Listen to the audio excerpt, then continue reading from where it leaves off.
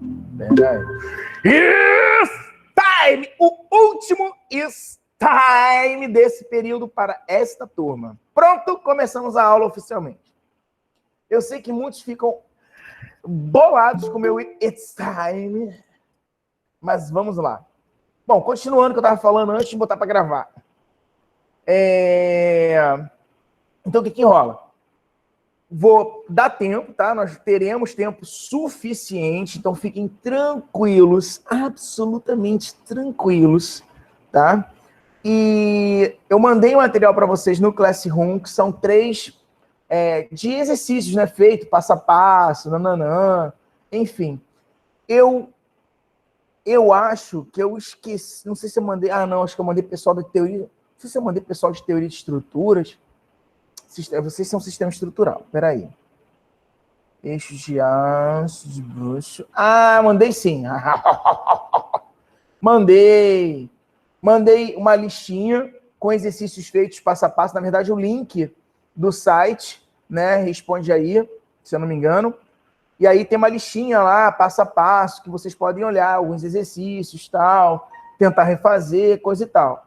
Depois eu mandei mais 3 vídeos para vocês estudarem, assistirem, que são vídeos fazendo exercício passo a passo, sem problema nenhum. Só para deixar bem claro, se ao longo da semana, mesmo sabendo que semana que vem a gente não tem aula porque é feriado, e na outra semana já é prova, vocês podem entrar em contato comigo. Manda pelo grupo, gente, não manda individual. Manda pergunta pelo grupo, porque aí eu respondo para todo mundo lá no grupo. Então, assim, por mais que a gente não tenha mais aula, essa seja a última, tá? A gente continua online, tá bom? A gente continua online, a gente continua caminhando aí sem problema nenhum. Caminhando sem problema nenhum, tá? Então, você pode entrar em contato, você pode perguntar, pode tirar dúvidas, enfim. Então, só para lembrar como vai funcionar a nossa APS-2, tá? Então, vocês viram que eu mandei uma lista, lá no Classroom eu mandei uma lista, tá? Na verdade, um link que vai levar vocês para o site Responde Aí, que tem vários exercícios. Tem mais 3 exercícios, que são 3 não, acho que 5, porque tem vídeo lá que tem 2 exercícios no mesmo vídeo. Então, tem mais ou menos uns 3 a 5 exercícios em vídeo, dos 3 vídeos que eu mandei para vocês, tá? Então, dá assim, tem um compilado de exercícios, que aí vocês vão fazer o quê? Vocês vão escolher 5. Vocês precisam escolher 5 exercícios, tá? 5. 1, 2, 3, 4, 5. 5 exercícios, tá?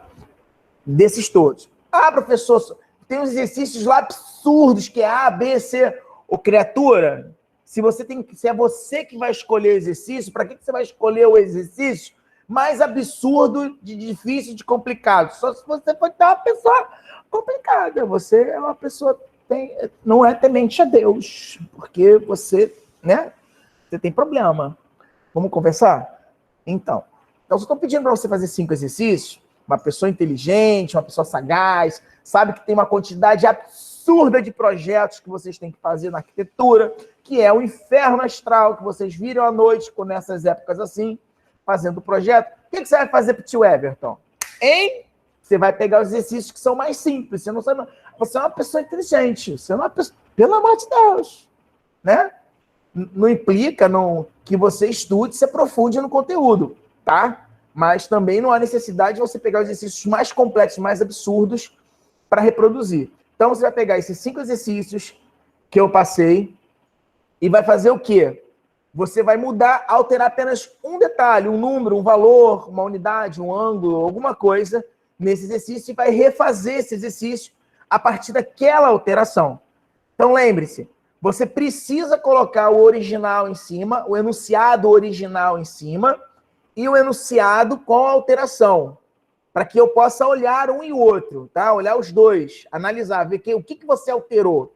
Você pode pegar um enunciado qualquer, botar lá e dizer que alterou. Aí fica o tio Everton desesperado procurando, né? Igual um louco, porque ele já é meio doido, ele já tem probleminha. Aí ele fica procurando igual um doido, entendeu? Aí me ajuda, tio Everton, ajuda. Vamos ajudar o tio Everton? Então, eu te ajudo, você me ajuda, a gente se ajuda junto, e a coisa vai. Olha que coisa legal. Então, o que você vai fazer?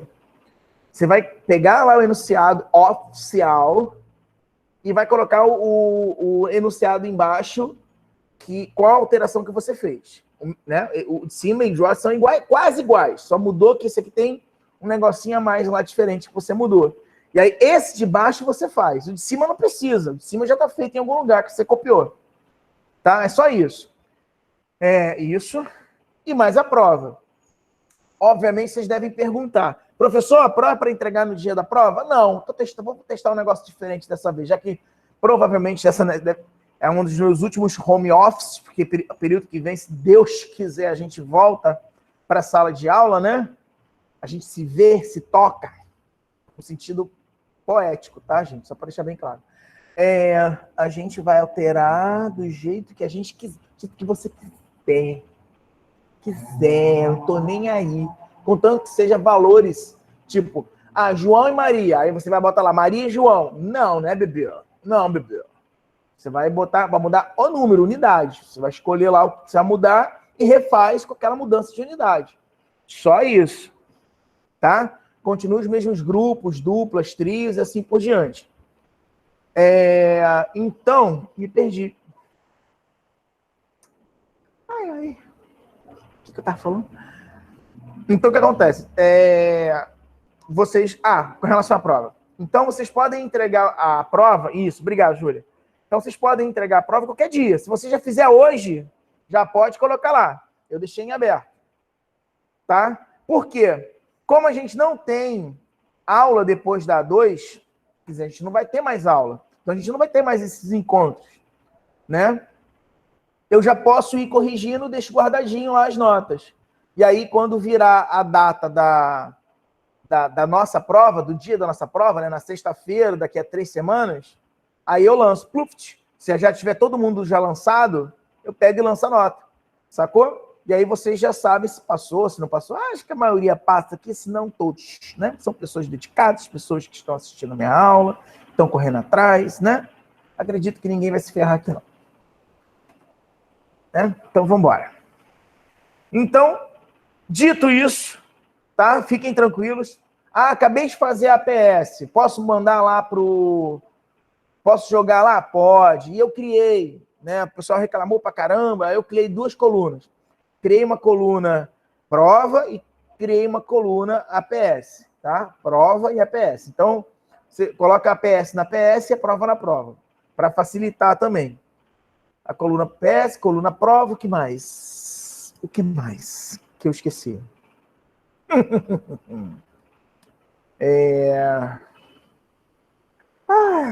Esqueci. Professor. Oi, sou eu. Oi, boa noite. Boa noite. Buenas. Eu estou olhando aqui no próximo, eu consegui achar a APS. O senhor falou que são... A APS não, a A2. Eu consegui achar a APS, eu não achei aqui. O senhor colocou em qual pasta? Se você achar, eu dei um AVC agora. Eu vou ter um AVC se você achar. Então, eu não entendi. Então, porque a APS quem vai fazer é você. Seria isso? Isso, você vai fazer a APS. Se tivesse a APS lá, eu ia ter um derrame agora. Tá? Eu posso fazer baseada desde o início do período ou tem que ser essas últimas agora? A2. Matéria da A2. Então eu vou escolher, eu posso escolher essas 5 aqui. São 5, né? Teórico, pode ser teórico, pode ser com conta, mas lembrando que você tem que alterar aqueles detalhezinhos que eu falei. Tá? Tem que ser questões, então, que o senhor elaborou. Então, se eu quiser pegar uma questão e fazer do livro... Você elaborou a questão. Eu não elaborei nada. Eu mandei as questões para você. Olha no Classroom. Peraí, deixa eu compartilhar a tela para vocês. Espera aí, vou compartilhar que fica mais fácil. Peraí. Isso eu também mandei para o grupo, de vocês, para os grupos, tá? Peraí. Eu ia falar isso, professor, porque tem um link do Responde Ari. Esse link. Responde aqui. Olha esse só, aqui, né? Olha com o tio Everton. Vocês estão vendo aí, ó, comigo? Então, esse aqui, ó, se você clicar nele, tá? por exemplo, ou clicar no link, vamos clicar no link. Tá, clicando no link. Aí tem lá os exercícios. Você vai clicando aqui, ó, 1, 2, 3, 4, 5, você escolhe um exercício que você acha que não é tão absurdamente complexo. Note que ele vem explicando, ele vem corrigindo, tal. Por exemplo, ele botou aqui, ó, 200 gigapascal. Ao invés de botar 200 gigapascal, você bota, sei lá, 100. Aí, quando você for fazer o cálculo, que aí mostrar a solução completa, ele vai mostrar a solução, aí no lugar do onde se localizaria o 200, você coloca 100 e continua fazendo o cálculo. E dá lá a resposta, entendeu? Que é devida àquele cálculo ali. Ah, isso é grande pra caramba, é um exercício muito grande. Vai no segundo exercício, vai no terceiro exercício, no quarto exercício, e ele vai fazendo para você o passo a passo. Tá? É isso. Ah, professor, tô doido aqui. Ih, tô doido, não sei se eu vou conseguir. Não tem problema, preciso ter uma aula, preciso assistir alguma coisa. Para tudo então, ó, tem lá no Classroom, tem o... Hoje vamos trabalhar tensões e... Tem lá a aulazinha de tensões, tá vendo? Aí o cara vem explicando o que é tensão, o que é deformação. Basicamente a aula que eu vou finalizar hoje, ele vai falar um pouquinho sobre ela. Aí tem aqui ó, a aula, a parte teórica, ele faz um exercício, tá? Isso é um exercício. Como é que faz esse trem aqui? Aqui tem outro, ó.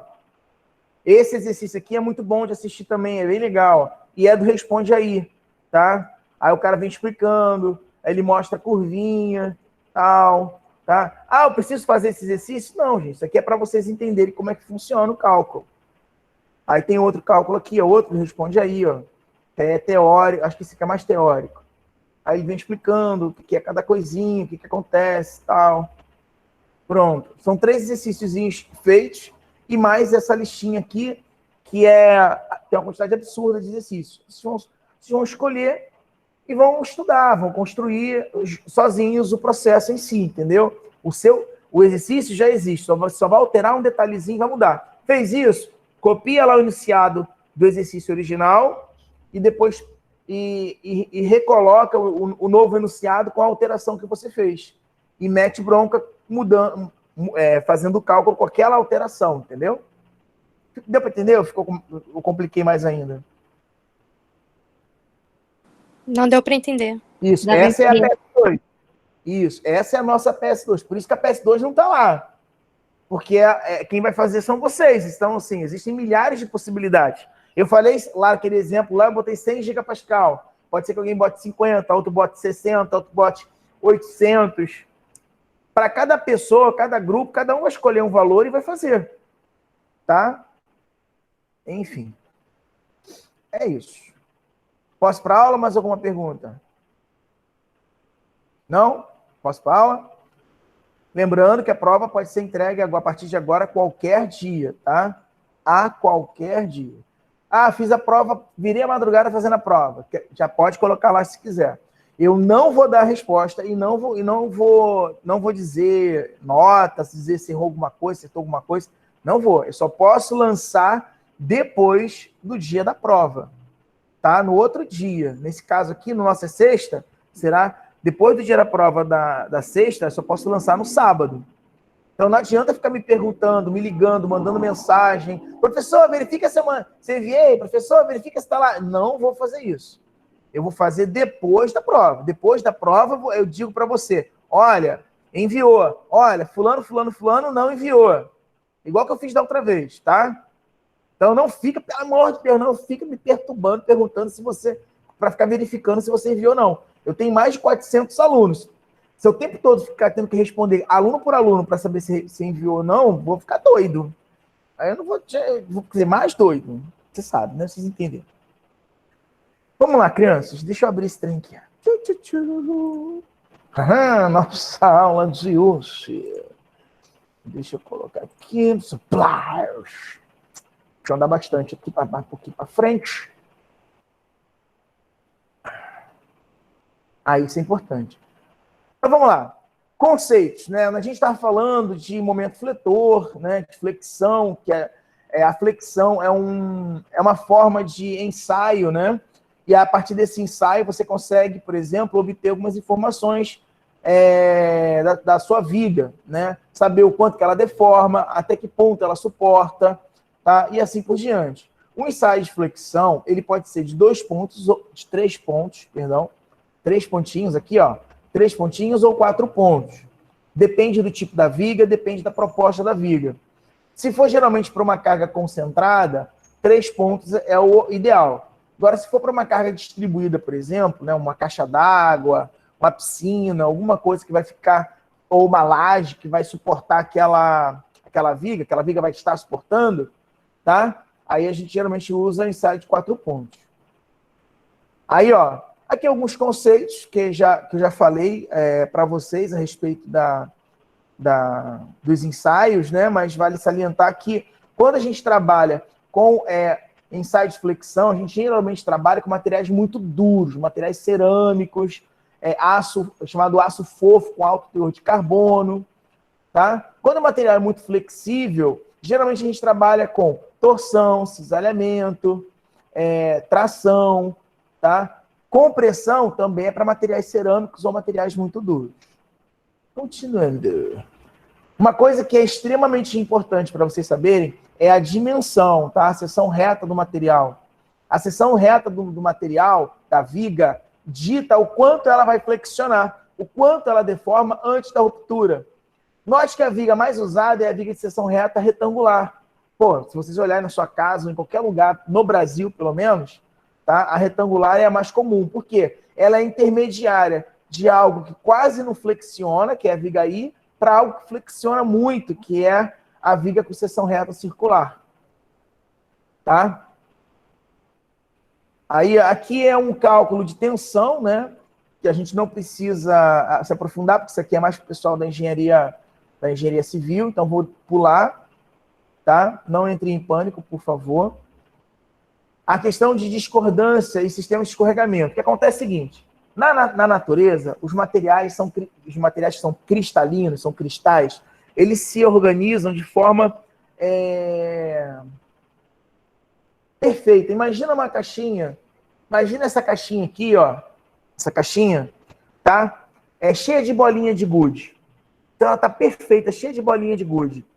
Existe algum plano de escorregamento, alguma direção ou um sentido naquela caixinha ali que faz as bolinhas escorregarem mais ou escorregarem menos uma entre a outra. Quando uma bolinha de gude sai de uma posição para outra, a gente fala que houve uma discordância, tá? Significa que o material está deformando plasticamente. Significa que não tem mais retorno. E quando a bolinha ela só se afasta, mas ela retorna à posição original, tá? Significa que ela está ocorrendo uma deformação elástica. Então, plástica é quando essas bolinhas que são os átomos, né? Vocês entenderam que bolinha é o átomo. Essas bolinhas que são átomos, quando elas saem da posição original, significa que o material está deformando plasticamente. E quando elas só se afastam e retornam, tá? Ela está se deformando elasticamente. Continuando. Aqui, só para vocês entenderem o que eu falei a grosso modo. Existem sistemas cristalinos, tá?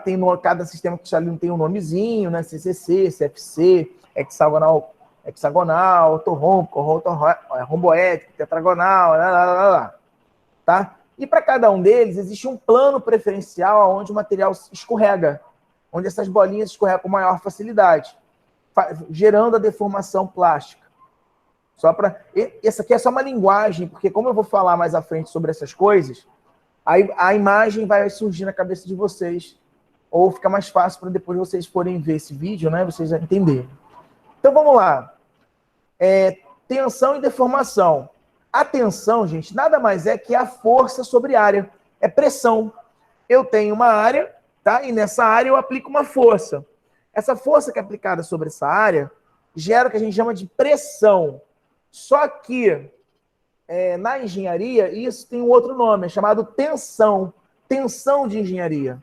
E essa tensão de engenharia, quando é aplicada muito fortemente, ou para tracionar esse negócio, ou comprimir esse troço, tá? Essa tensão, para tracionar, para comprimir, o material sofre deformação.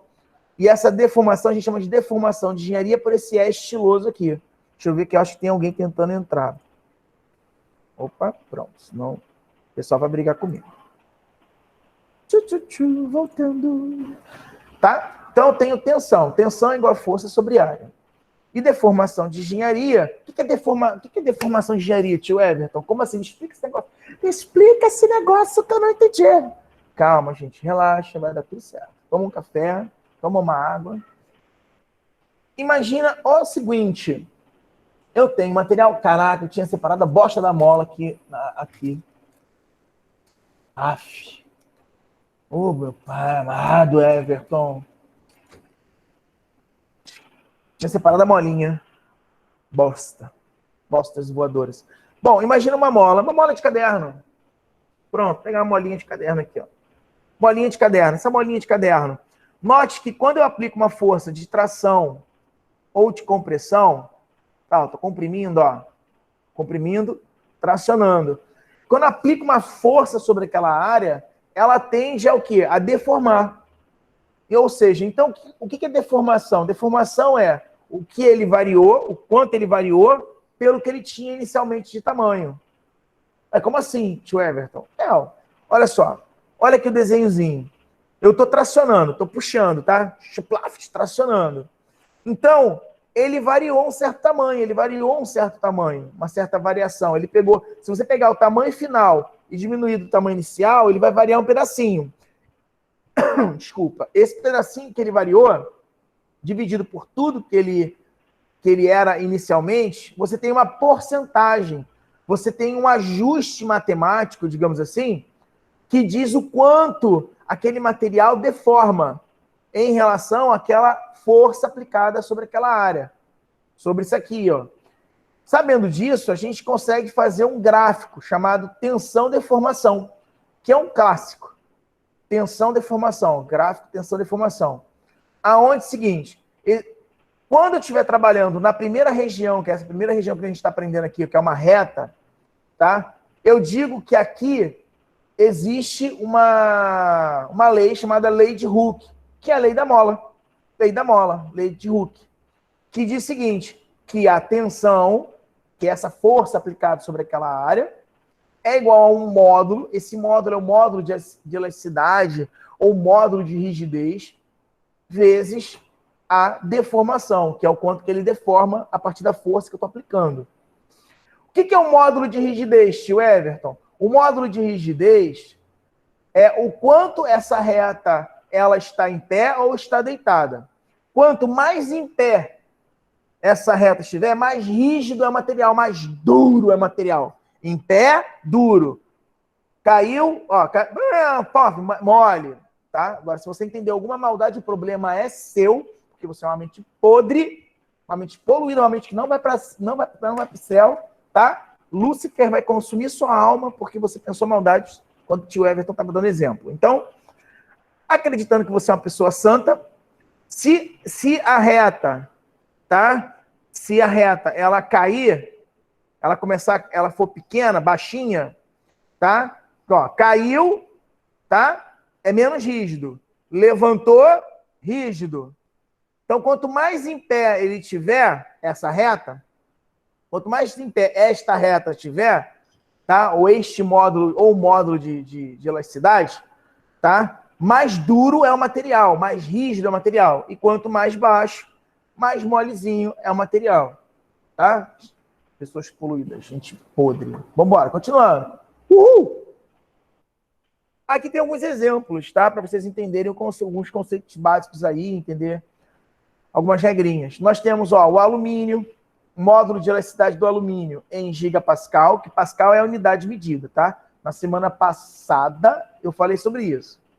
Pascal é a unidade de medida. Gigapascal, tá? E também nós temos a anglo-saxônica, né? A unidade anglo-saxônica, que é o PSI, tá? Mas geralmente tem trabalho com gigapascal. Então, ó, por exemplo, alumínio tem 69 gigapascal. Ó, o alumínio puro, a liga metálica de alumínio tem 69 gigapascal, ou seja, ela é, comparando com o cobre é mais rígido, tem mais rigidez do que o alumínio, tá? Como liga metálica, eu não estou falando de material puro, tá? Material puro, muita coisa aqui muda, esses valores mudam. tá? Só você ter uma ideia. Então tem aqui níquel, aço, ó. O de maior rigidez é o tungstênio, dessa lista aqui, ó. Tungstênio. Tá? Que é o mais duro, com certeza ele é mais frágil. Se cair no chão, ele quebra, né? Por causa do grau de dureza. Lembre-se, se o material é muito duro, significa que ele não absorve com facilidade a energia. E logo em seguida rompendo, tá? Imagina um prato de cerâmica e um prato de alumínio. Se os dois caírem no chão, quem vai quebrar? O prato de cerâmica. Porque ele é mais duro, mais rígido. Tem maior unidade Pascal. Continuando, só uma leitura rápida aqui embaixo. Ó. Os valores dos módulos de elasticidade para materiais cerâmicos são características maiores do que para os metais. E para os polímeros são menores. Ou seja, para material cerâmico, eu tenho muito mais rigidez do que para os metais. E para os polímeros, que são material, que é o plástico. O plástico mais ainda, o plástico ainda é mais deitado ainda, o modo de rigidez. Aquela retinha mais para baixo ainda. Se eu fosse representar, ó, a cerâmica seria assim, o metal seria assim, e o polímero seria assim, a reta, ó, caindo, tá? Ou seja, você vê que tem um grau aí, um comparativo com relação ao grau de rigidez. Aí, tem um papel colocado de um jeito aqui que tá me atrapalhando que meu ombro bate. Meu Deus do céu. Coisa. Pronto, ajeitei. Continuando. Ai. Cisalhamento é importante. Tem uma questãozinha de cisalhamento lá na prova. Tá? Cisalhar alguma coisa, né? O cisalhamento, ele, na verdade, é força dividido por área, igualzinho tração. Só que essa força, ela é horizontal. De resto, cara, é tudo igual. Ela não muda em absolutamente nada. A outra coisa que é importante é o módulo de cisalhamento, né? Que é parecido com o módulo de resistência. Ó, que é o cisalhamento, né? A tensão de cisalhamento é igual ao módulo de cisalhamento vezes gama. Gama é a deformação. A deformação agora é angular. Ela não é valor unitário, né? Ela é um ângulo. Tá? Só isso. É teórico. Tá? Nada absurdo. É só para saber que existe. Não se preocupe. Aqui nós temos o ensaio de tração. Tá? O ensaio de tração utilizando, por exemplo, que é uma máquina de ensaio, né? Com extensômetro óptico, que aí são 2 lasers. Aí esses lasers têm uma precisão absurda, irritante. De extensão, né? O quanto que isso aqui vai esticando, ele vai indicando, tal, ó. Isso aqui é uma máquina de ensaio de extensômetro digital. Agora vamos lá. Teoricamente, a matéria de hoje começa aqui, tá? Aqui, tudo que eu falei, lembra, semana passada teve um videozinho que eu mostrei para vocês do cara rompendo um corpo de prova, explicando passo a passo, tal, tá? Então, isso tudo que eu falei para vocês aqui, ó, é só um resumão, tá bom? Agora começa a aula. Então, vamos entender o processo mecânico, né, da tensão sobre deformação de um material qualquer. Nesse caso aqui, vamos considerar como se fosse um material metálico. Tem uma questão na prova de A, B, C, D, E, lá. Cuidado, tá, gente? Aquela questão A, B, C, eu mudei a ordem. Então, se caso você vá dar uma busca lá, dar uma gugada, dá aquela gugada boa, aquela gugada para tentar encontrar a questão, as opções lá não são as mesmas. A ordem está trocada. Eu troquei toda a ordem. Tá? Então, assim, é para fazer de verdade. Então, continuando. Então, aqui, ó, eu tenho um gráfico de tensão por deformação e eu tenho várias regiões.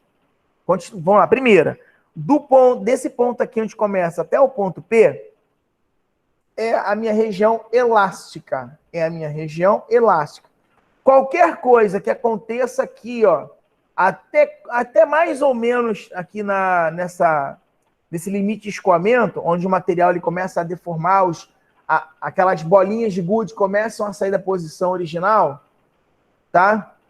Até mais ou menos aqui, ó, nessa transição, nós temos a deformação sendo elástica. Ou seja, o que acontece com esse corpo de prova? Nada.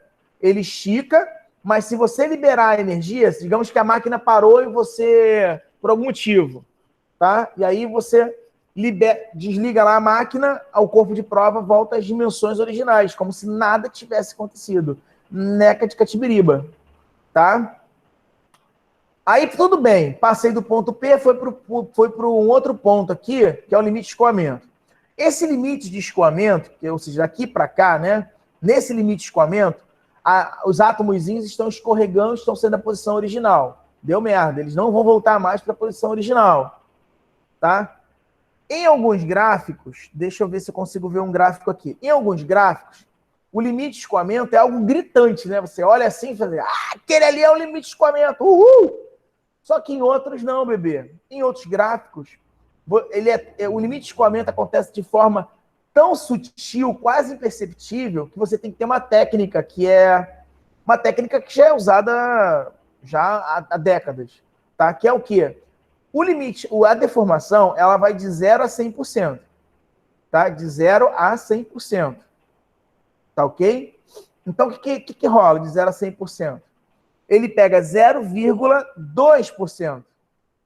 0,2%. Ou é 0 a 100%, gente, ou é de 0 a 1, unidade unidimensional, tá? E aí, então, aqui não seria 0,2%, seria 0,002.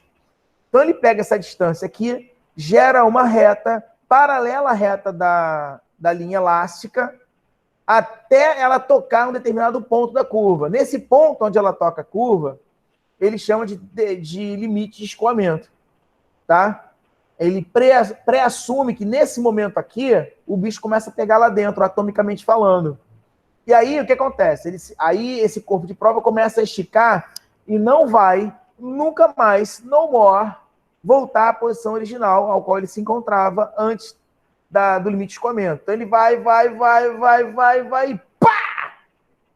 Chega aqui, ele forma o que a gente chama de estricção. Ele forma esse pescocinho safado aqui, ó. Tá? Essa silhueta. Ele faz uma estricção. E esse fenômeno de estricção aqui, a partir desse fenômeno de estricção, ele começa a deformar tão rapidamente, alongar tão rapidamente, tá? Que ele vai alongando, aí essa estricção vai diminuindo cada vez mais, vai ficando cada vez mais fina, até romper e separar em dois corpos, separar em duas partes. Essa é a historinha desse corpo de prova. Então, ó, aqui é um desenho esquemático, é uma foto, né? Na verdade, não é uma foto esquemática, é uma foto real do momento onde ocorre a estricção, no ápice, tá? Nesse ponto máximo aqui, ó. Tá? Deixa eu voltar um pouquinho. Então, esse M aqui a gente chama de limite de resistência à tração, LRT. O M representa o limite de resistência à tração. Limite de resistência à tração, que é uma resposta de uma pergunta lá da prova. Aí, vamos lá. Então, ó, eu tenho outras coisitas mais que eu preciso mostrar para vocês. Por exemplo, esse ponto aqui, ó, EU, que ele chama de EU, é o alongamento uniforme. Uniforme por quê? Porque o corpo de prova não gera nenhuma mudança muito efetiva, assim, muito gritante nesse corpo de prova, tá? Diferente quando ele passa no limite de resistência à tração e cria um pescocinho. Então, até aqui, ó, até nesse ponto M, tá? Eu tenho um alongamento uniforme. Depois desse alongamento uniforme, o que eu tenho, tá? É o alongamento total. O alongamento total é o momento pelo qual ocorre a separação das duas partes, né? Então, eu tenho o alongamento uniforme mais o alongamento total. Tá bom? Continuando. Aí é o que eu expliquei para vocês aqui, ó, com relação à questão das propriedades de tração, com relação ao limite de escoamento. O limite de escoamento que eu expliquei para vocês é esse aqui que é o mais comum, acontece muito em materiais metálicos. Materiais poliméricos, o limite de escoamento ele é mais gritante. Apesar que existem alguns materiais metálicos bem macios, tá, com baixo grau de rigidez, que também fazem tem essa característica aqui, ó, na curva, tá, no gráfico, tá, que é o limite de escoamento superior e o limite de escoamento inferior. Ou seja, você vem deformando elasticamente, blá, blá, blá, blá, blá, e pum, de repente, os átomos começam a sair desesperadamente das suas posições e há uma queda, ploft! E aí começa um arranjo lá dentro, eles começam a se arrumar, meu Deus do céu, ai Jesus Cristo, ai Jesus, vai dar ruim, aí se arrumou, quando eles se arrumam de novo, pum, começa de novo, aumentar o processo até chegar ao limite de extração e até a restrição e ruptura. Vamos lá. Deixa eu ver rapidinho aqui, porque às vezes fica aluno me mandando mensagem e eu fico perdido.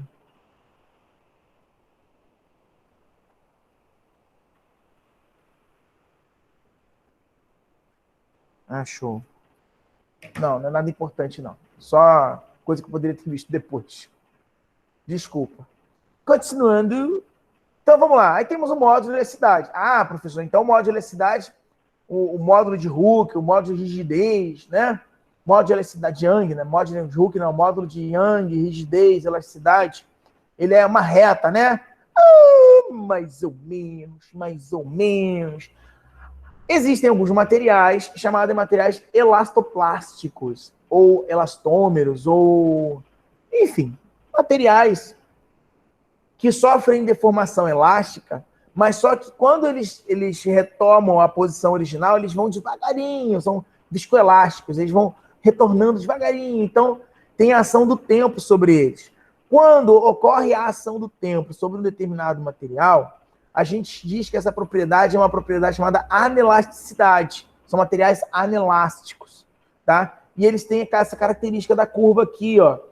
Parece estranho, porque não é uma reta. Eu falei, professor, não é uma reta.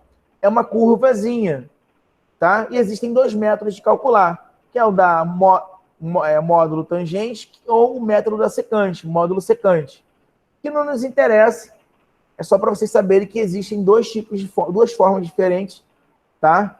Para você calcular essa curva, para você calcular o módulo de elasticidade desse material a partir se ele for viscoelástico, tá? Então, a anelasticidade, na verdade, é o seguinte: a maioria dos metais apresentam um componente de deformação elástica dependente do tempo.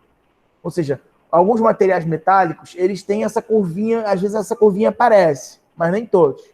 Ou seja, após a retirada da carga, é necessário um certo tempo para que haja a recuperação do material, para que o material possa retornar ao seu tamanho inicial. Aí, normalmente, né, os metais, eles têm essa componente anelástica que é muito pequena, é quase imperceptível quando você faz a análise. Mas para os polímeros, bebê, para os polímeros, essa componente é gritante, é muito elevada. Tá? E a gente diz que é um comportamento viscoelástico. Sabe aquela bolinha que o pessoal usa para fazer exercício de fisioterapia? É aquilo, tá? Quando ela é macia, você aperta a bolinha, aí quando você libera assim, ela vai voltando à posição original. Ou aquele travesseiro chamado travesseiro da NASA, que você enfia a cara assim, quando você tira a cara, aí vem você vê a formato da tua cara ou da mão, você aperta a mão assim, enfim. Então, esses materiais aí, viscoelásticos, têm essa característica. O retorno, eles voltam, é um material elástico, mas ele depende do tempo para retornar. Às vezes demora bastante tempo, é visível a olho nu. É diferente quando você diz que o material é puramente elástico, tá? E aí isso acontece quando você estica o material metálico, quando você libera, ele volta à posição original e é quase imperceptível, de tão rápido que é. Tá? Aqui são materiais polímeros cristalinos, não nos interessa porque é muito ligado à parte de engenharia, mais engenharia, né? Questões de sistemas elétricos, sistemas de potência, corrente elétrica, isolante, algumas características aqui, tá? Então, é só para mostrar que a curva é uma curva atípica, tá? Isso está relacionado à característica da molécula do polímero, tá bom? Então, só para vocês não se assustarem. Aqui também não quero que vocês se assustem, tá? Não é do nosso escopo da nossa aula. Isso não nos interessa, tá? Isso aqui é uma continha que o pessoal da engenharia precisa fazer, tal. Outra continha. E agora vamos para o que nos interessa, tá? Continuando. Deixa eu ver a hora. Opa, tempo à vontade hoje. Hoje é loucura, loucura, loucura. Vamos lá. Então, agora vamos falar sobre energia, bebê. Energia. Vamos energizar nossa vida. Olha só o que acontece. Eu tenho um gráfico aqui, agora é um gráfico tudão, um gráfico onde tem quase tudo que a gente geralmente busca num gráfico de tensão e deformação, tá? Aqui eu tenho o limite de resistência à tração, que é o ponto máximo. Temos o alongamento total, que é tudo isso que ele alongou, que ele deformou. Nós temos... que mais? O ponto de ruptura, tensão de ruptura, o valor de tensão de ruptura. Nós temos a deformação plástica total. A deformação plástica total ela fica entre a deformação elástica total e a deformação total. Elástica e deformação total. A deformação plástica, por isso que ela fica em algum ponto por aqui. A gente não sabe aonde. Tem que fazer um cálculozinho, tá? Que também não é nada do nosso escopo, tá? Fiquem tranquilos. Pra vocês não se assustarem. Ai, meu Deus do céu. Ai, Jesus. Ai, meu pai, vai dar merda. Não, relaxa. Vamos lá. Por que essa região tá rachurada, né? Pontilhada? Porque, na verdade, na região elástica, nessa parte da região elástica aqui, ó, a área abaixo dessa curva, a gente chama de módulo de resistência. Módulo de resistência é a energia que o material consegue absorver. Modo de resistência não, modo de resiliência. Modo de resiliência é a energia que esse material consegue absorver e liberar. É diferente da tenacidade, que a gente vai falar agora. Vou falar mais à frente. Deixa eu até pular logo para a tenacidade. A tenacidade é diferente. A tenacidade vai até a ruptura. Já o módulo de resiliência, ele não vai até a ruptura. Então, por exemplo, se eu perguntar para você, você é resiliente ou você é tenaz? Se você disser, eu sou tenaz, significa que você é uma pessoa que absorve energia e explode. Bum! Porque você é tenaz. Agora, se você disser, sou resiliente, eu sou bastante resiliente. Resiliente significa que você absorve energia, mas chega um determinado momento que você consegue liberar essa energia sem romper, e voltar ao estado original, estado antes dessa energia ser acumulada. Tá? É uma coisa poética, né? Filosofia agora. Vamos lá, continuando.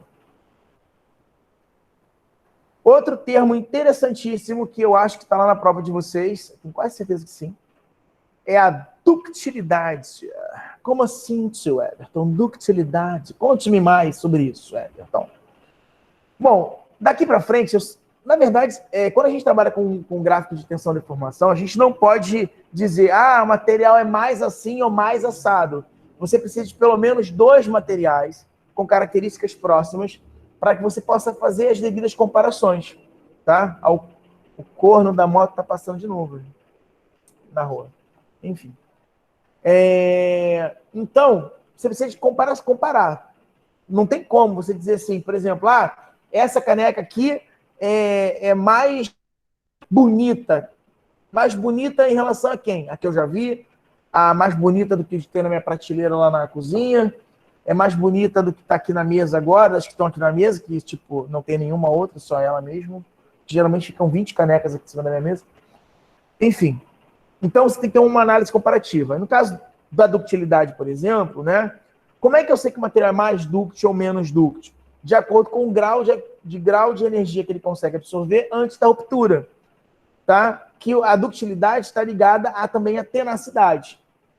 Então, a ductilidade é a qualidade ou propriedade do que é dúctil, do que é macio, do que é modelável.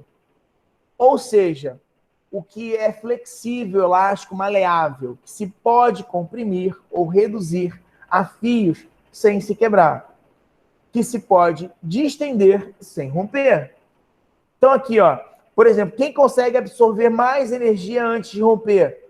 Quem tem maior área. Quem tiver maior área, tá? É o mais dúctil, é o mais maleável. Presta atenção, é o mais maleável.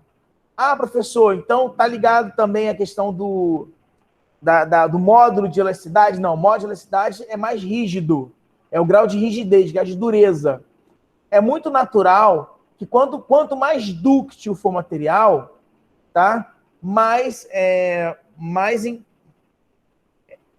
deitada é a reta do módulo de elasticidade, do módulo de rigidez. É natural que isso aconteça, tá? Então, nesse caso aqui, ó, esse material, eu tô considerando, o azulzinho, eu estou considerando ele frágil. Tá? Por que ele é frágil? Primeiro, logo de cara, porque ele não consegue absorver tanta energia em comparação ao lilás. Acho que é lilás, roxo, sei lá que merda é essa aqui. Tá? E a outra questão é o grau de rigidez. Olha só, ele é muito mais em pé, ele está muito mais rígido. Ele é muito mais rígido, muito mais duro do que o dúctil, do que o outro lilás. Tá? São análises comparativas aí. Bom, eu consigo quantificar, dar valor numérico a isso? Eu posso. Eu posso pegar o meu corpo de prova, meu objeto que eu estou analisando, e ver o quanto que ele deforma, quanto que é o alongamento dele, quanto que ele alonga percentualmente, ou quanto que ele diminui na seção reta, ou aumenta na seção reta. Porque eu posso estar comprimindo o material, ele aumenta a seção reta. Ou posso estar alongando, puxando o material, tracionando, e ele diminuir a seção reta. Então, isso pode acontecer. Então, essa porcentagem de alongamento, é só se pegar o tamanho que ele tinha, que ele pegou no final, menos inicial, dividido pelo inicial. A mesma coisa é o outro, tá? Tamanho final, menos inicial, menos inicial. Final, menos inicial, enfim. Sempre dividido pelo inicial, valor inicial. E aí a porcentagem, quanto maior a porcentagem, maior é o grau de deformação. Novamente, não se preocupem, vocês não têm obrigação de aprender isso aqui, tá? O que eu vou falar agora é de resiliência, tá? Nota, resiliência é aquela regiãozinha é a energia gerada na parte elástica. Não é tenacidade, é resiliência. Resiliência, eu absorvo energia, chega em determinado momento, voltei para a posição original. Sai, mosquito dos infernos. Voltei para a posição original. Entendeu? Para as minhas energias originais. Enfim, não sei. Viajei. Então, resiliência é isso, tá? Resiliência só ocorre na região elástica. A tenacidade a tenacidade e a ductilidade, que está ligada à qualidade da tenacidade, ocorre na região elástica e plástica, em toda a região abaixo da curva. Aí a tenacidade, que eu falei pra caramba dela, né? Aqui, ó. Aqui é o material. Professor? Oi, sou eu, tô aqui. Eu tenho uma dúvida. Eu não sei se é porque é minha dificuldade de leitura de gráfico, mas quando você fala que na resiliência o material tem a capacidade de retornar para o original, por que o gráfico ele não volta para o eixo horizontal, que seria o inicial? Menino, eu ia perguntar isso agora. Peraí, deixa eu ver se eu entendi a pergunta. Que gráfico volta por... o desenho do gráfico, esse desenho... Isso, porque ele mostra até o momento que você falou ali como se fosse o ápice. Mas se mostra todo o processo do material... Isso aqui é completo. A gente está analisando só as seçõezinhas. Por exemplo, tá vendo esse gráfico lilás? Eu estou observando só esse pedacinho aqui. Se eu olhar só o que acontece nesse pedacinho, isso aqui é o que eu sei que é a energia que ele armazena antes de romper. É a energia que ele armazena, que eu sei que ele vai retornar à posição original. Exemplo, você botou um cabo de aço para pendurar uma estrutura muito pesada. Você precisa saber qual é a resiliência daquele cabo de aço, a energia que ele absorve. Se você, qual é o grau de resiliência desse cabo de aço? A resiliência é tanto. É tanto de energia. Então tá. Então ele aguenta ele aguenta tranquilo, ele não vai romper. Agora, se você disser, qual é a tenacidade que esse cara aguenta, então você está pensando nele até a ruptura, por algum motivo. O gráfico aqui, ele não é um pedacinho. Ele, na verdade, ele continua. A gente só está analisando pedacinhos do gráfico.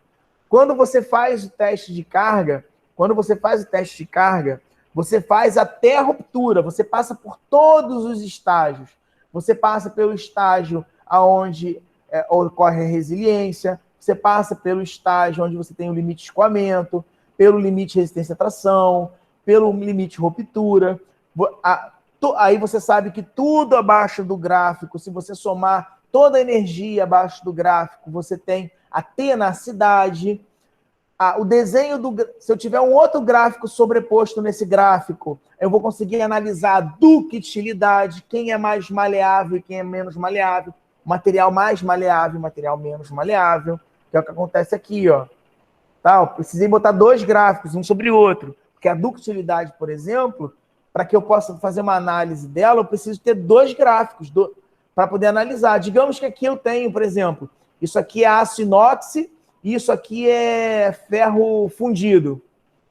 Se o cara que te manda uma análise de aço inox e uma análise de ferro fundido, você vai dizer assim, tá, aonde eu vou aplicar esse material? Eu preciso que ele absorva muita energia, deforme bem, ou que ele fique muito rígido, que ele quase não deforme, gere deformação.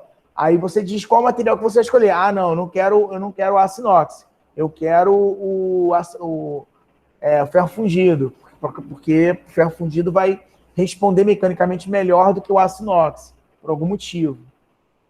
Entendeu? Então, na verdade, isso aqui não é uma parte do gráfico, não é um pedacinho. Na verdade, ele é o gráfico todo. Eu só peguei uma seçãozinha para explicar.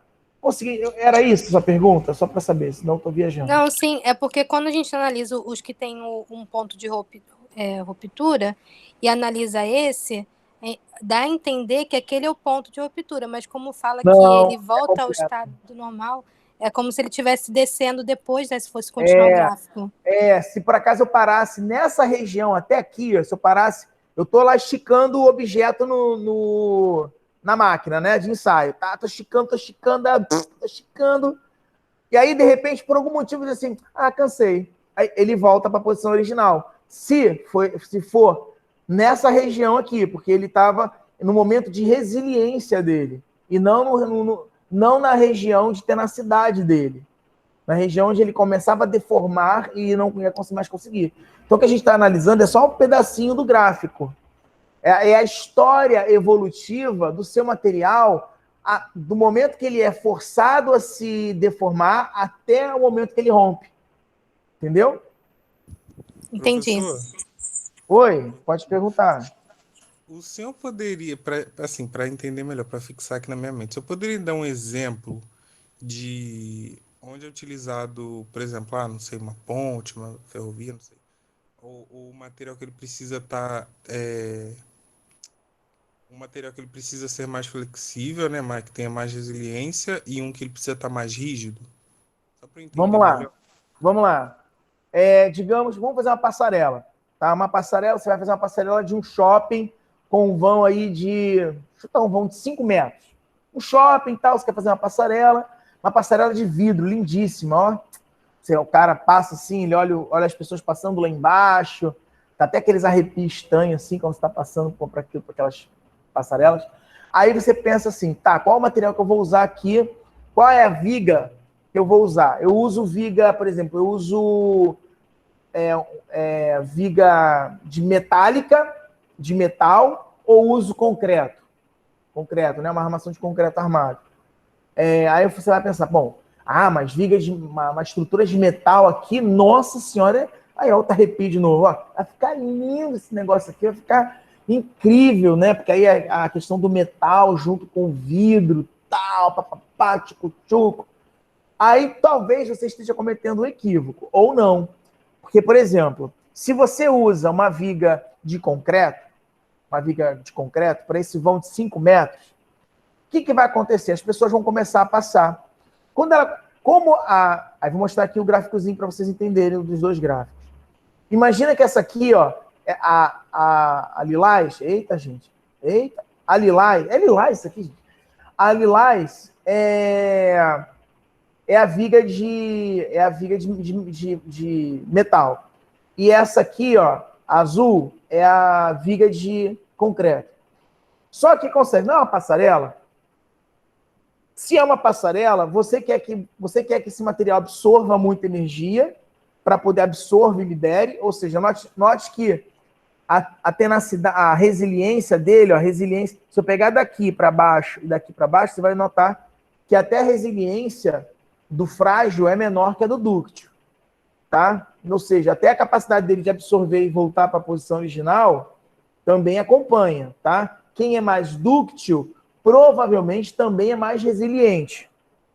Tá? Note que resiliência é a capacidade que o material tem de absorver energia e retornar à posição original.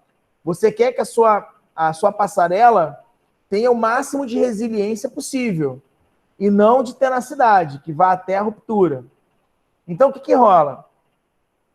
Você vai lá, está fazendo o seu projeto, fala assim, vou botar as ligas de concreto aqui, porque eu acho que tem que ser mais resistente por algum motivo, tal. Vou abandonar a ideia da estrutura metálica.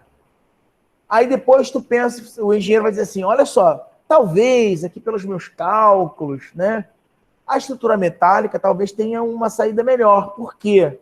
Porque quando as pessoas estão passando ali sobre aquela estrutura, ela está fazendo isso, ó, oscilando. Se o material é muito duro, muito rígido, ou seja, tem baixa resiliência, tá? Baixa absorção de energia e voltar para a posição original, ele vai começar a gerar trincas internas, ele vai começar a gerar trincas, patologias, e aí começa a gerar uma fratura absurda e podendo até vir a romper, tá? E aí tem cair, gerar uma situação catastrófica.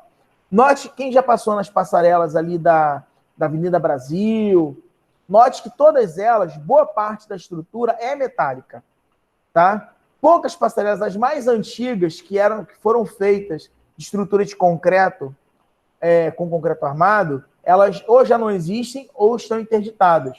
Por quê? Porque elas possuem um grau de resiliência muito baixo. Ela quase não deforma, tá? E retorna à posição original.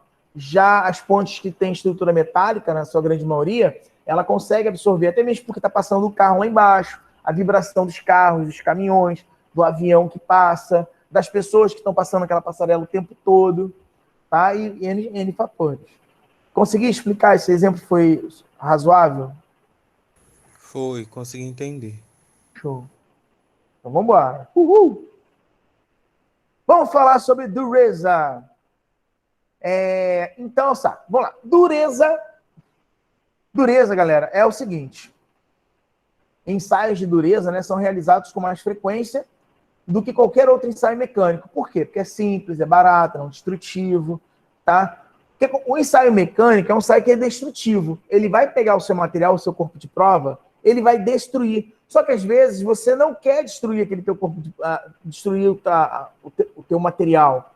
Digamos que você gerou uma estrutura, gerou uma coisa, você está com dúvida se aquilo ali vale a pena ou não seguir, né, com aquela ideia. Pô, você não tem como pegar um pedaço daquela estrutura e mandar fazer uma análise de ensaio de tração, de compressão, torção, cisalhamento, seja lá o que for. Então, o que você faz? Você faz um ensaio de dureza, que é um ensaio não destrutivo. O que acontece no ensaio de dureza? Ele pega um objeto com uma pontinha, essa pontinha tem um certo diâmetro, tá? Um certo design, e aí ele pega e, pum, aperta a superfície que você quer analisar. A partir da área que é desenhada ali e da força que foi aplicada, ele consegue dar a maioria das informações que nós vemos aqui, ó, a respeito a maioria dessas informações. Ele consegue dar a maioria, se não quase todas, dependendo do equipamento. Ou seja, você não precisou destruir material, tá? Isso é muito feito quando você faz análise em loco. Então, a primeira dureza que surgiu, o primeiro ensaio de dureza que surgiu, foi o ensaio de dureza Morse.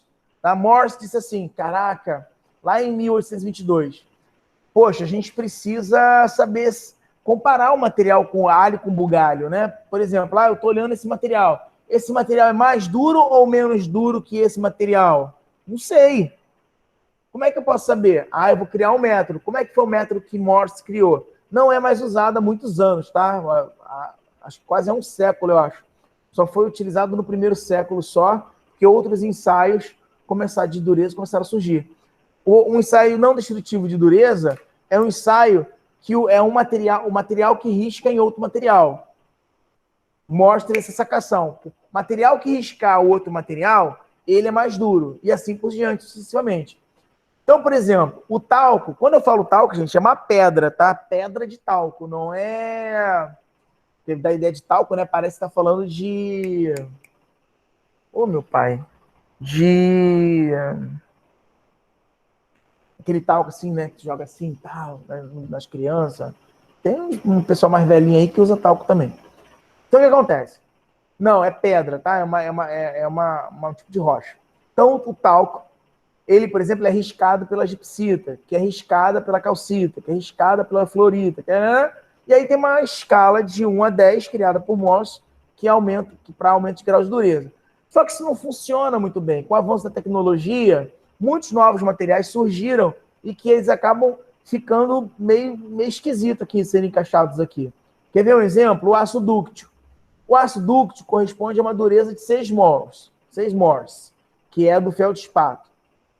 Mas o problema é que o ácido dúctil, ele tem a mesma dureza do ácido temperado. Ou seja, na verdade, gente, o ácido dúctil para o ácido temperado tem uma distância enorme, tá? De energia para romper, para ruptura. Mas na escala Morse, eles estão na mesma etapa, na mesma sequência, digamos assim. Então, torna-se absurdamente complexo, né? Não tem como a gente usar isso como referência mais. Então, essas novas escalas são utilizadas. Alguém está falando comigo, gente? Deixa eu ver aqui.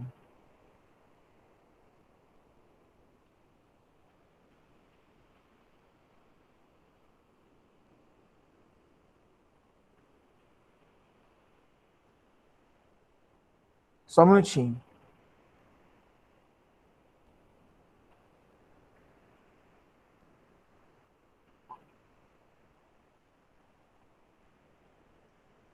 Ai, desculpa, gente. Deixa eu só ver aqui, porque eu acho que deve... Eu vi um barulhinho, não sei se alguém está tentando entrar. Não, ninguém está tentando entrar, não. Então, volta para cá. Então, vamos lá. Essa aqui, ó, é a dureza Shores, tá? HS, que é o choque ou ressalto. É uma maquinazinha que você chega perto do equipamento que você quer e ela, puf, ela dá uma porradinha, faz a marcação e aí ela diz qual é o grau de dureza e algumas outras características do material, tá? Ela é de bolso, é de maletinha, você consegue levar em qualquer lugar, tá?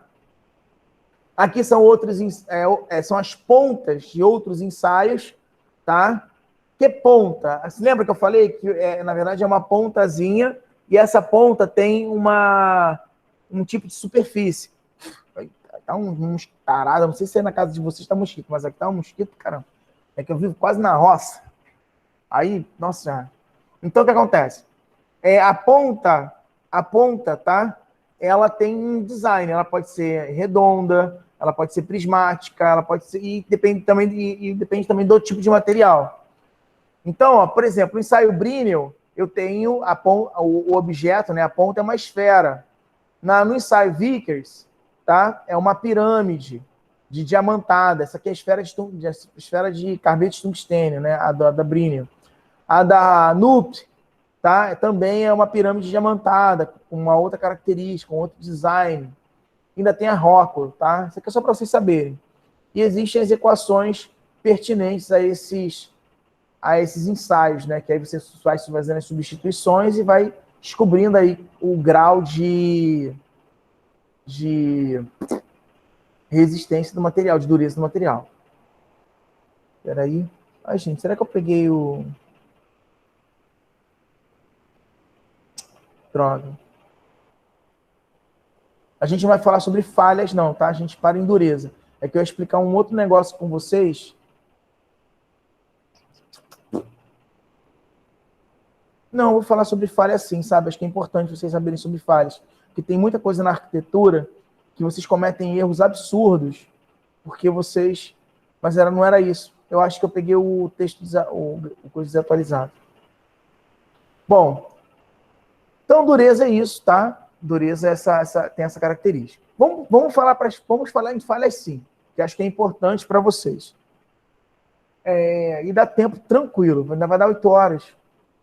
Então, olha só, ensaio de fluência. O que é fluência?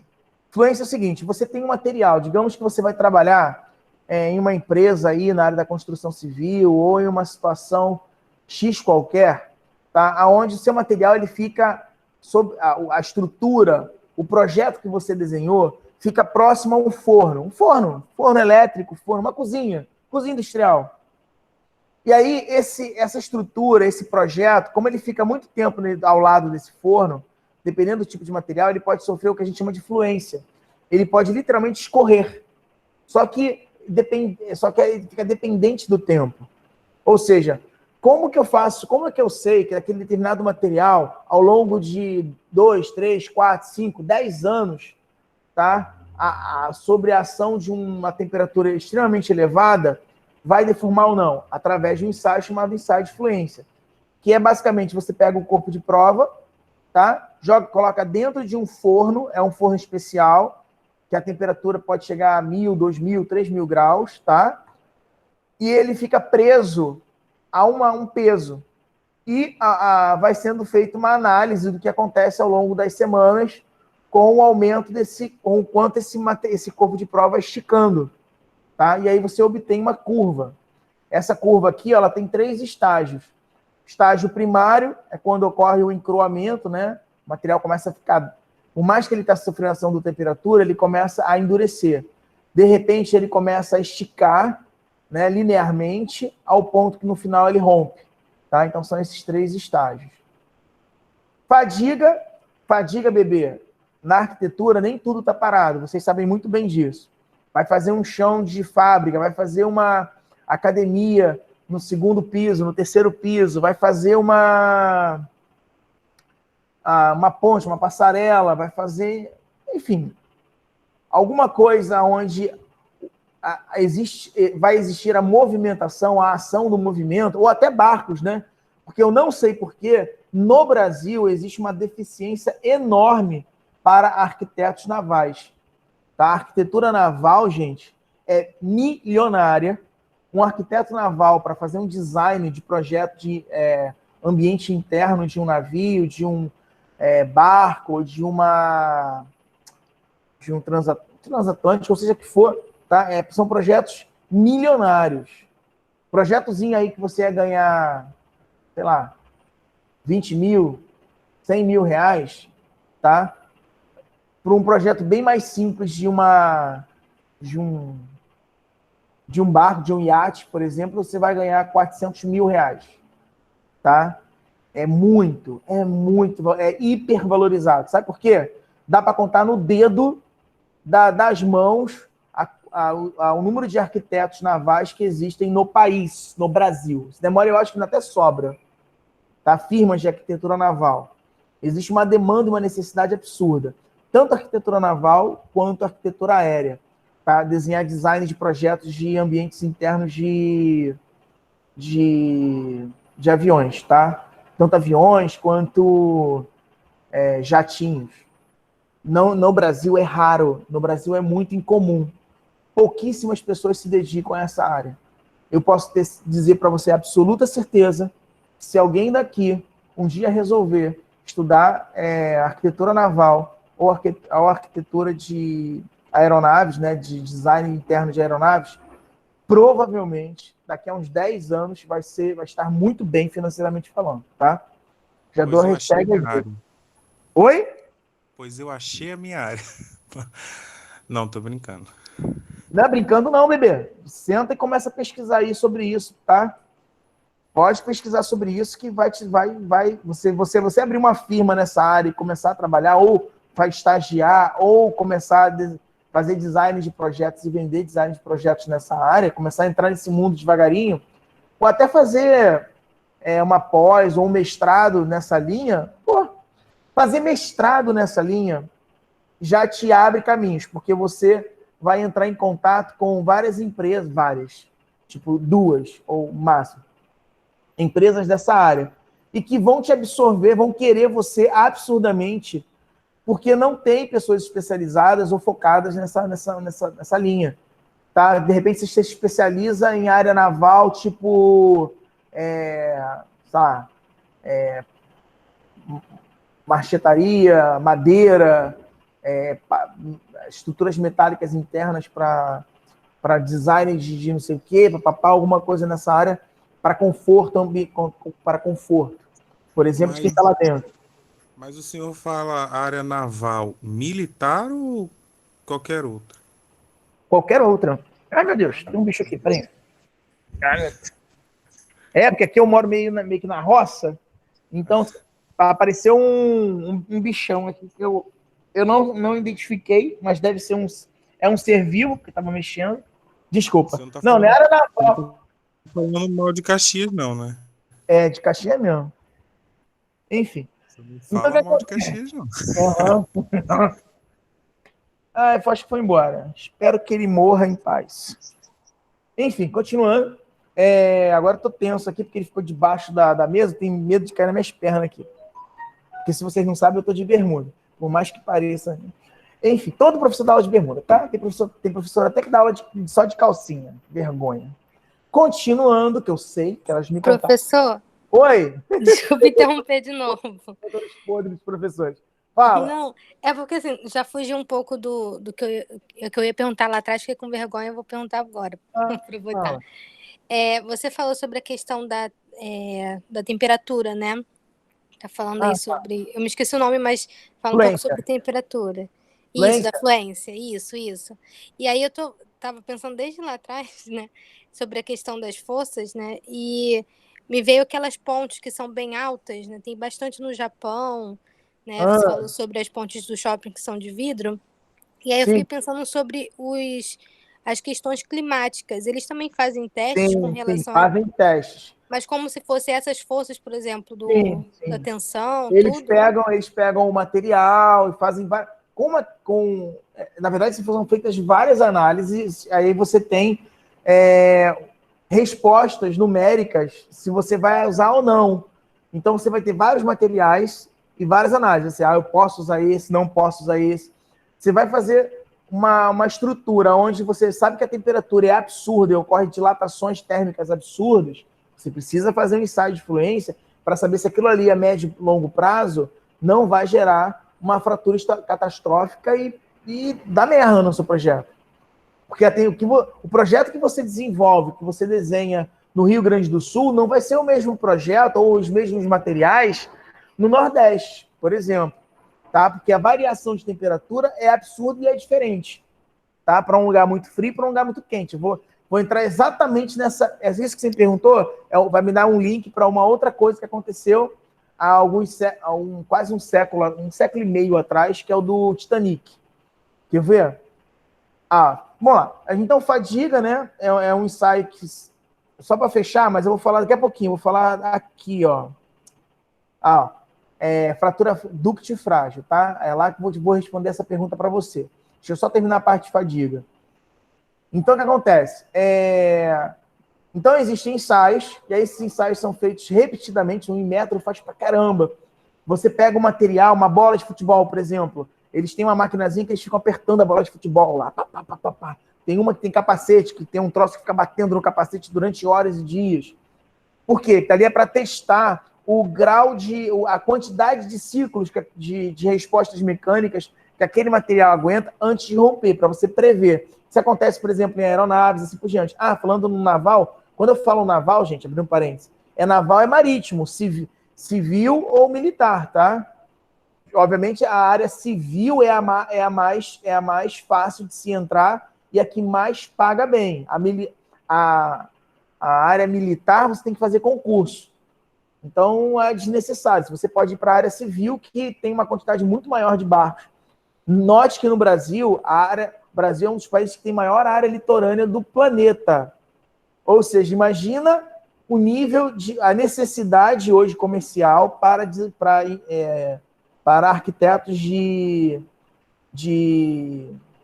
arquitetos navais, né? De estruturas navais, arquitetura naval. Então, é um mercado bom, tá? Não é um mercado basicão, não. É bom. Muito bom. E que serve até como projeto final, hein? Para quem ainda está pensando em projeto final, quem sabe? Já começa a caminhar por aí. Sai do basicão. Então, vamos lá. Voltando para os ensaios. Coisas acontecem nesses ensaios, tá?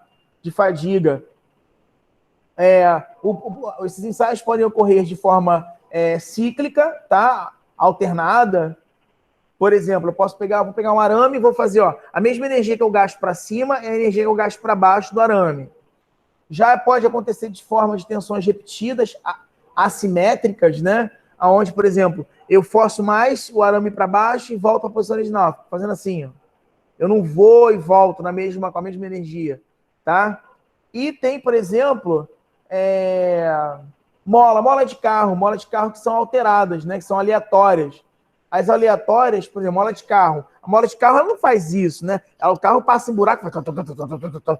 Então, as tensões cíclicas são aleatórias. Então, você tem essas respostas aqui para os ensaios de fadiga. Respostas parecidas de gráficos.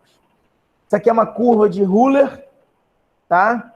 Que mostra para a gente a tensão aplicada e o número de ciclos que foram colocados, né? A quantidade de vezes que o material repetiu, né? O ciclo de tensão naquele material do ensaio, né? De repetições que ocorreram até o momento que ele rompe, tá? Isso acontece para qualquer material, tá, gente? Qualquer material. 99,9% dos materiais que chegam até a sua casa, eles passaram por algum ensaio de fadiga, principalmente se for objeto de manuseio, tá? Tipo celular, lápis, caneta. Não estou falando bibelô, porta-retrato, essas coisas. Estou falando de coisas que as pessoas vão estar manuseando frequentemente, tá? Aqui, como fica a superfície, né? Quando ocorre a fadiga, note que cada linhazinha dessa daqui, tá? Cada linhazinha, ó, é como se fosse não. O nome que é dado isso aqui é ondas do mar, tá? Ondas na praia, tá? Aqui é como se fosse a praia e aqui fossem as ondas chegando na praia. É isso mesmo, tá? O nome da literatura é esse que você encontra. Então, o que acontece? Aqui está exagerado, óbvio, né? Nesse aqui, ó, do lado esquerdo está exagerado, para poder ficar fácil para a gente visualizar. Mas, na verdade, são milhares e milhares, né? São milhares e milhares de ondinhas até chegar a um ponto aonde ele... Ah, meu Deus do céu, o bicho está aqui. Sai! Espera aí. Mata! Inferno, morre, demônio! Ih, subiu em cima do meu chinelo. Que audácia!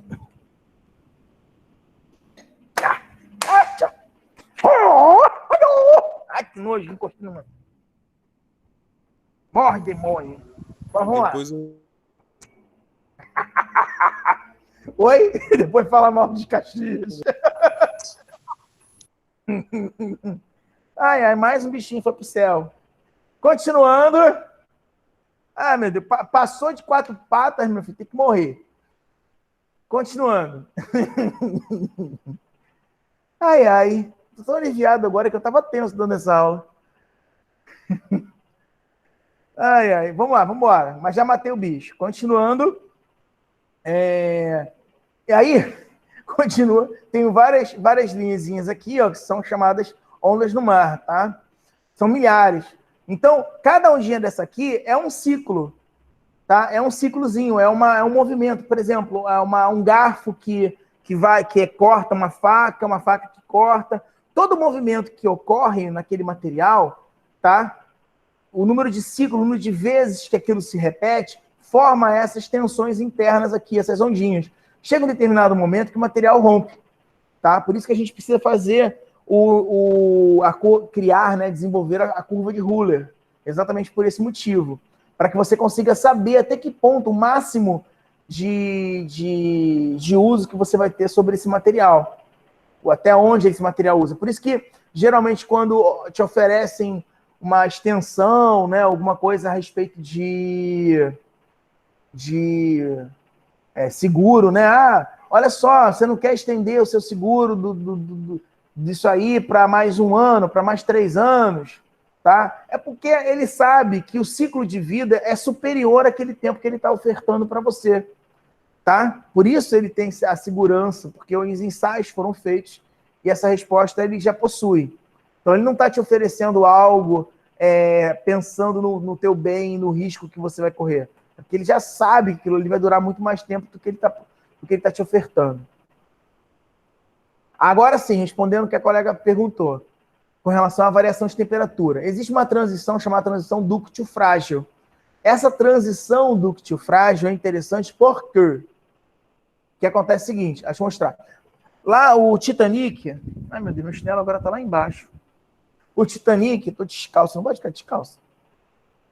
O Titanic, quando ele foi construído, quando ele foi desenvolvido, quando ele foi feito, né, lá no início do século XVIII, século XIX, início do século XIX, tá? O que rolou? Nisso não, acho que era no meio do século XIX, eu não sei muito bem a data não, mas...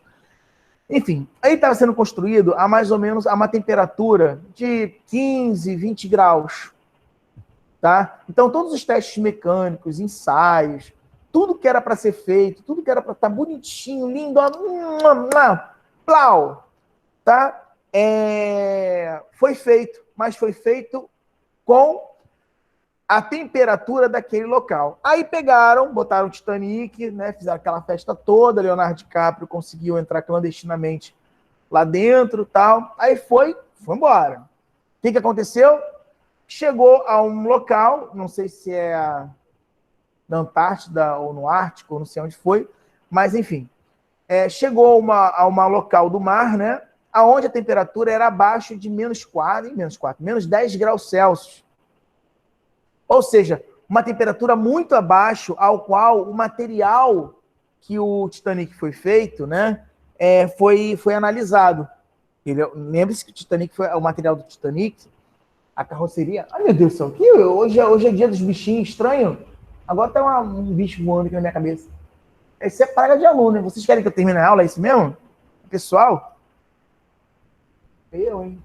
Tá amarrado, não, Jesus. Vamos lá, continuando. Eu já falei que tem mais de 4 patas e que também voa, tá? Isso também tem que morrer.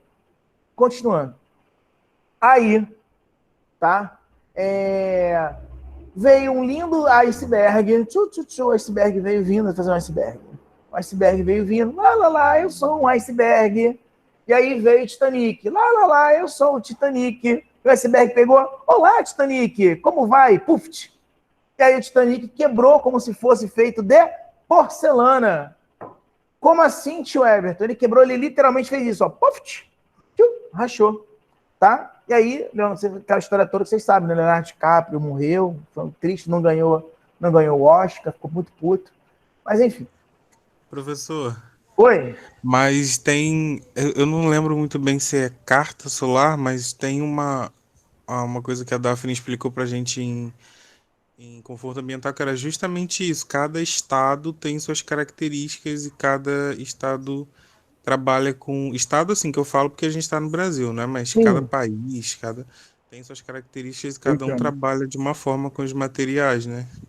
Sim, mas para ser usado naquele local. O problema do navio é que ele saía do local A para o local B.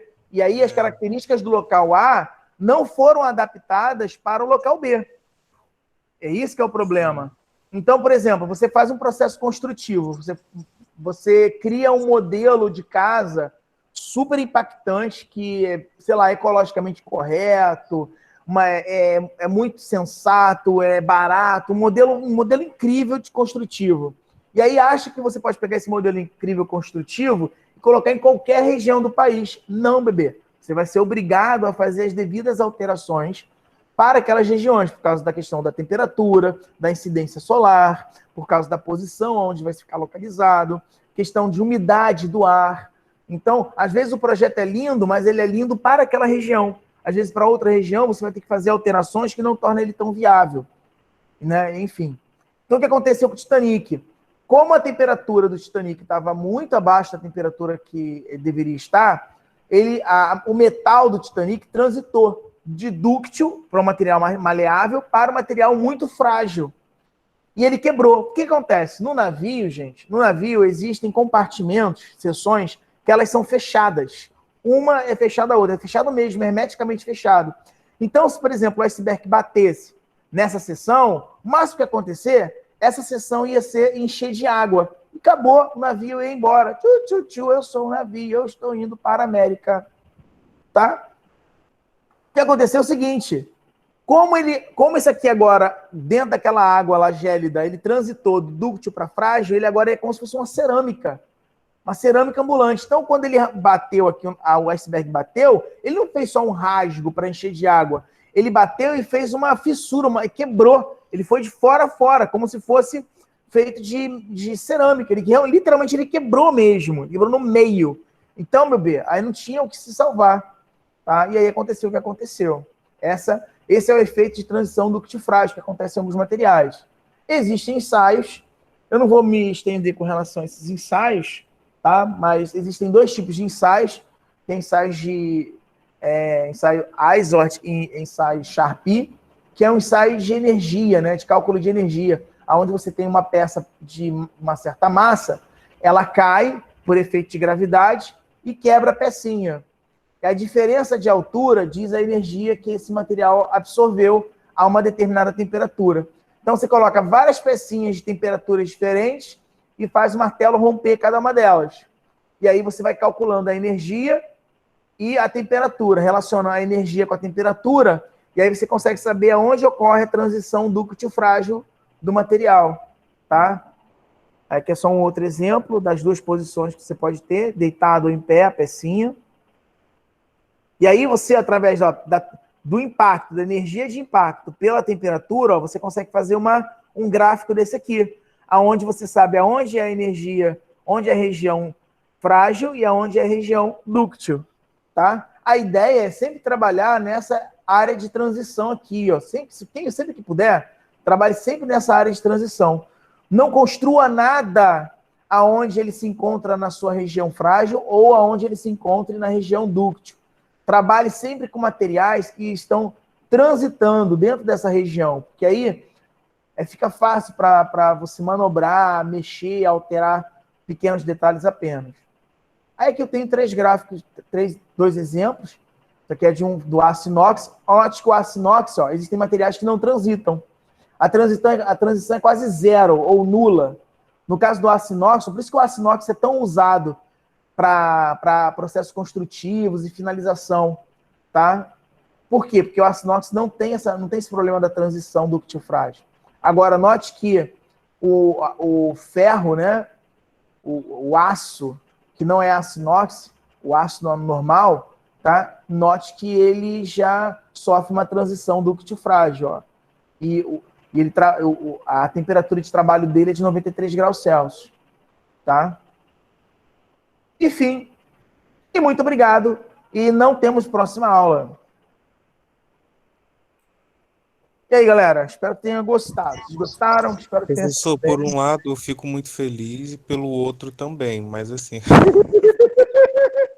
Eu também te amo. Eu também te amo. Viu? Não, mas o senhor é demais. Muito obrigado pela ajuda. Ou de menos, ele é demais. Meu Deus, ele é muito chato. Ele é demais chato.